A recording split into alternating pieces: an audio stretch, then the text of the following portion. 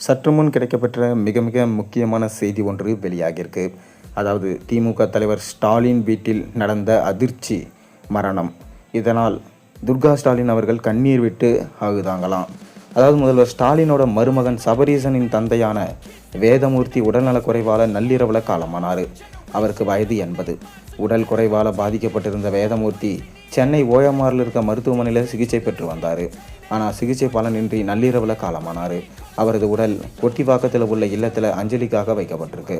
பலரும் இரங்கல் தெரிவித்ததும் அஞ்சலி செலுத்தியும் வராங்க.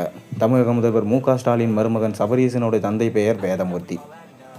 வேதமூர்த்தியை பொறுத்தவரை திமுகவின் முக்கிய பொறுப்புகளில் இல்லை என்றாலும் அரசியல் வட்டாரங்களில் அறியப்பட்ட ஒருவர் ஆவார். முதல்வர் ஸ்டாலினின் சம்பந்தியான அவர் பல்வேறு அரசியல் நிகழ்வுகளிலும் பொது நிகழ்ச்சிகளிலும் பங்கேற்றிருக்காரு. ஆனால் வெளி உலகத்திற்கு அவரை தெரிந்திருக்க வாய்ப்பில்லை. பொதுவெளியில் அதிகம் பேசப்படாத வேதமூர்த்தி திமுகவினர் மற்றும் அரசியல் தலைவர்கள் மத்தியிலும் நன்கு அறிமுகமானவர். 80 வயது கடந்த வேதமூர்த்தி உடல்நலக் குறைவால் பாதிக்கப்பட்டிருந்தார்.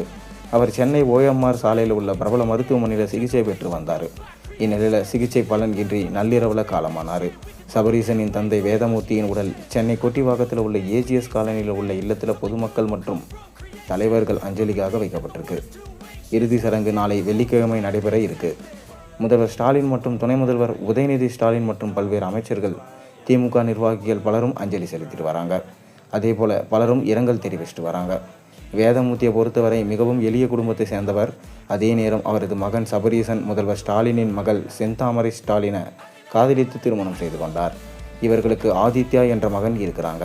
சபரீசன் நேரடியாக அரசியல் பதவிகளில் இல்லாவிட்டாலும் திராவிட முன்னேற்ற கழகத்தின் அரசியல் மற்றும் தேர்தல் வியூகங்களை வகுப்பதில் முக்கிய பங்கு வகிப்பதாக சொல்லப்படுது. குறிப்பாக 2019, 2021 மற்றும் 2024 தேர்தலில் திமுகவின் வெற்றிக்கு இவரது பங்களிப்பு முக்கியமானது என அரசியல் வட்டாரங்களில் பேசப்படுது. தனது மாமனார் ஸ்டாலினுக்கு ஆலோசகராகவும் வியூக நிபுணராகவும் செயல்படுவதாகவும் சொல்லப்படுது. இந்த விஷயத்தை கேள்விப்பட்ட துர்கா ஸ்டாலினும் கதறி அழுதாங்க என சொல்லப்படுது. அது மட்டும் இல்லாமல் ஸ்டாலினுமே ரொம்பவே கண்ணீர் விட்டதாகவும் செய்திகள் வந்த வண்ணம் இருக்குது. திமுக வீட்டில் தொடர்ந்து இந்த மாதிரி அசம்பாவிதிகள் நடந்து கொண்டு தான் வருகிறது. கோபாலபுர இல்லத்தில் மறைமுகமாக சொத்துக்களை சேர்ப்பது தான் இதற்கு காரணம் என்ற எதிர்க்கட்சிகள் தெரிவித்து வராங்க. நீங்கள் என்ன நினைக்கிறீங்க என்றதை மறக்காமல் கீழே கமெண்ட்டில் சொல்லுங்கள்.